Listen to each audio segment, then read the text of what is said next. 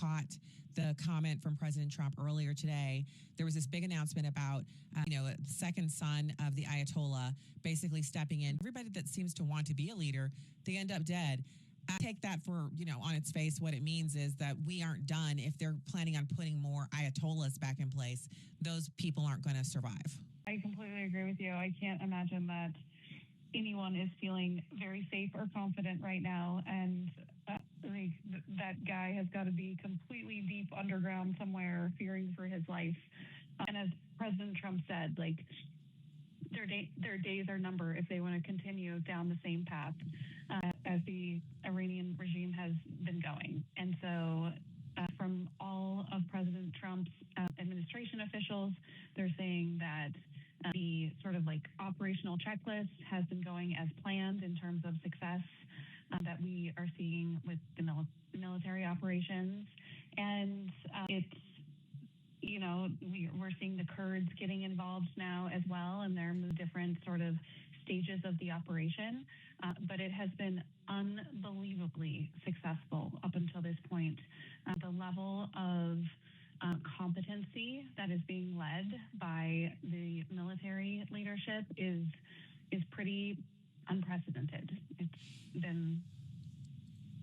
been very, very successful. It has, and I think that's what's rattling some of those who they want appeasement. They want kind of business as usual, which I just remind people, business as usual with the mullahs and the Ayatollah in charge of Iran means 1,000 Americans, over 1,000 Americans have been killed in terror attacks, hostage takings, bombings, and active duty service members have been hardest hit in that total. We had Soleimani killing our troops. President Trump took him out. They put a fatwa on President Trump's head. They have attempted on at least 2 occasions that have been shared with us to take out President Trump on American soil. And those were thwarted by our FBI, thank God. But the point can't be more important, and that is, this is not a regime that was working with the United States. They were working to build a nuclear weapon so they could take out Israel and then our country. So these are necessary actions, I believe. Yeah, they have been conducting a nuclear blackmail, and they have been, inflicting death and destruction on not only the United States, but our allies, like you said, the military, with the IEDs that we saw, especially in Iraq and Afghanistan. Thousands of troops killed because of those explosives that were from Iran as well. And then their terror proxies. And a big question still today is how many of those terror proxies made it across our southern border under President Biden when they had an open border to essentially walk across and be present here in America.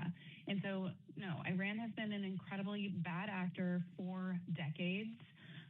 They have held the world hostage at this nuclear threat. They were working to build up not only their drone arsenal, but their missiles as well, till they got to the point where they would have such a significant sort of defense that it would be hard to get to their nuclear facilities and take out their nuclear capabilities.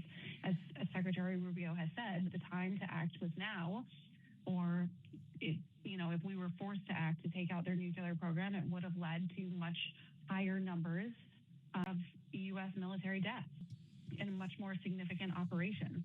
So we are seeing now a very wounded Iran. So yes, they may be naming new leaders. Their days are numbered. We're not looking for, just a new leader of the Iranian regime. We are looking for a new and free Iran. I agree.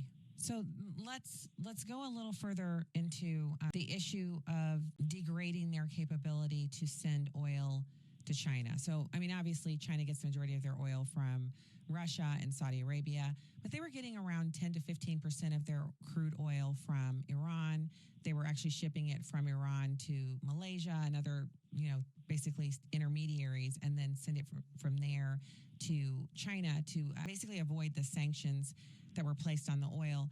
And then, of course, they were getting it was like an increasing amount of oil from Maduro in Venezuela. That has been cut off. So there are I would say it's like a cloud, or if we were doing an infographic, there's like a bunch of different things that are all under the same umbrella to degrade China's ability to increase their military and try to supersede us as a world power.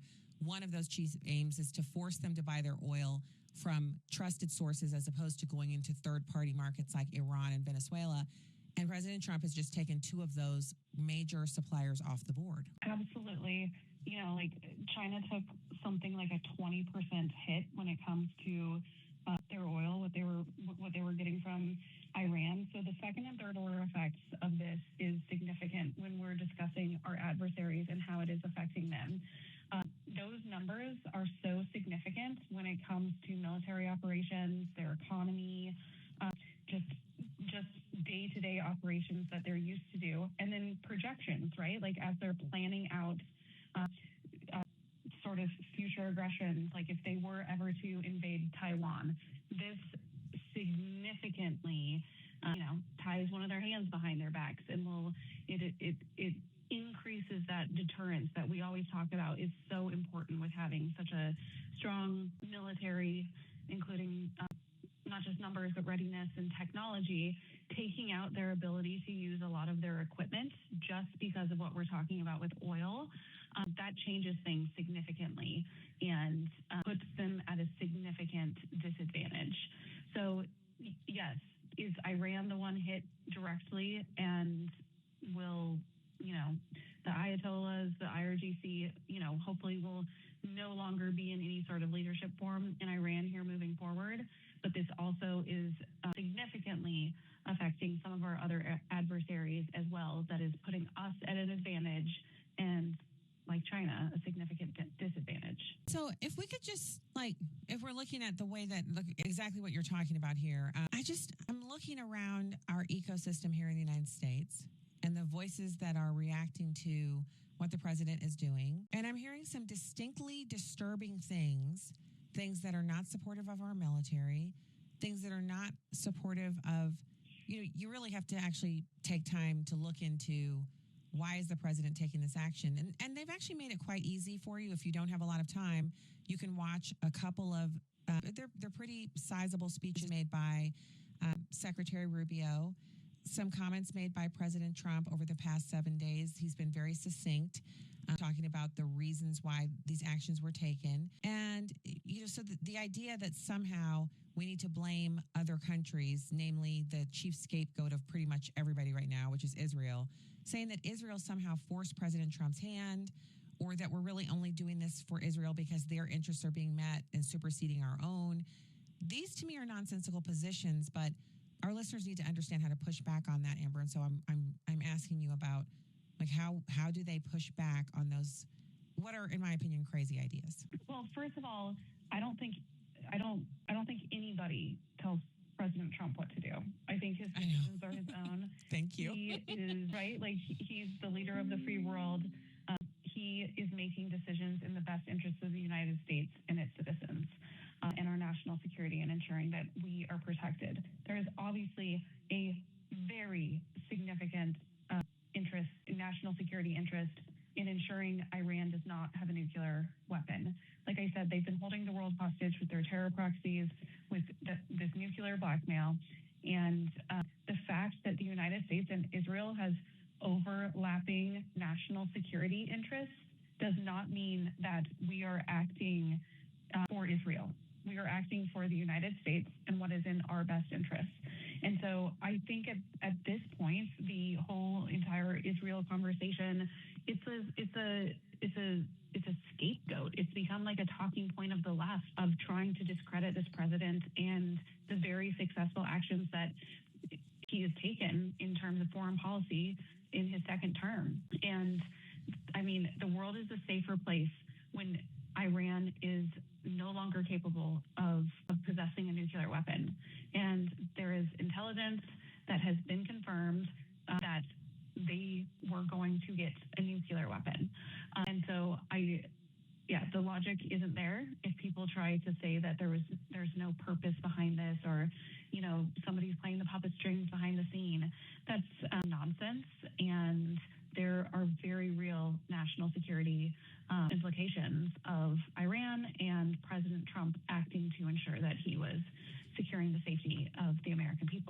So I appreciate you being, very detailed and very strongly detailed on why those statements that have been made and really bandied about trended on X. I mean, it's been a kind of a tough slog pushing back on those ideological viewpoints from major influencers, some of whom have actually taken the stage with President Trump. So I kind of feel like, Yeah. If you've shaken President Trump's hand, if you've met him, if you've interviewed him, right? Many of these people have interviewed him, then you must know that he's a man of his own person and that he's not easily influenced. It's very difficult to get him to change his mind if he has an opinion on something.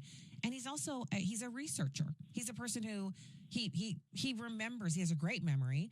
He's been following these issues as a New Yorker for over 4 decades. You can find YouTube videos of him back in the 70s at city council meetings and then all of the 80s on Oprah talking about how the Middle East has these, inherent problems. This is before 9/11, before, Desert Storm, all of these conversations he's had.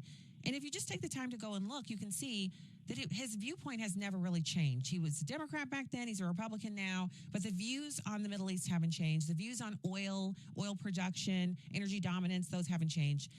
America First, before it was America First, were ideas he was sharing at the city council in New York, literally talking to them about it. So I just find it odd that people who've shaken his hand and met him and interviewed him are now espousing these ideas. Yeah, these decisions by President Trump are strategic. They are not impulsive. And let's not forget that President Trump tried to solve this diplomatically. He tried to get them to come to the table and be reasonable when it comes to their nuclear program, under drawing very clear boundaries that we will never allow a nuclear Iran. And Iran chose to call his bluff, essentially. And we only then did President Trump act. And like I said, in terms of strategy, this is also affecting our other adversaries in terms of putting us at a position of an advantage and harming some of our other adversaries that are threatening, significant military operations like China to Taiwan. And so, this is, and even President Trump himself always likes to say, none of this is a secret. I have broadcasted this for some time. I have told the world what I'm going to do. It is other people's choice if they choose not to listen or they think that it's something that I wouldn't do. I'm telling you what I'm saying. It's by this point, a year plus into his second term, our adversaries should probably believe what he is saying at this point. When he says he's going to do something, it usually holds true and doesn't work out in their favor. So if President Trump is proposing a deal to an adversary nation, maybe now they will come to the table and realize maybe we do want to make a deal instead of go to war with the United States. I would hope so. Eliminating 20 of their warships and all of that military buildup that they were doing after they had their nuclear capability drained. They were basically saying, yeah, we understand what you did and we plan to rebuild our nuclear capability. But first, we need to build up the kind of, surface to air defense system that would prevent you from ever doing this again.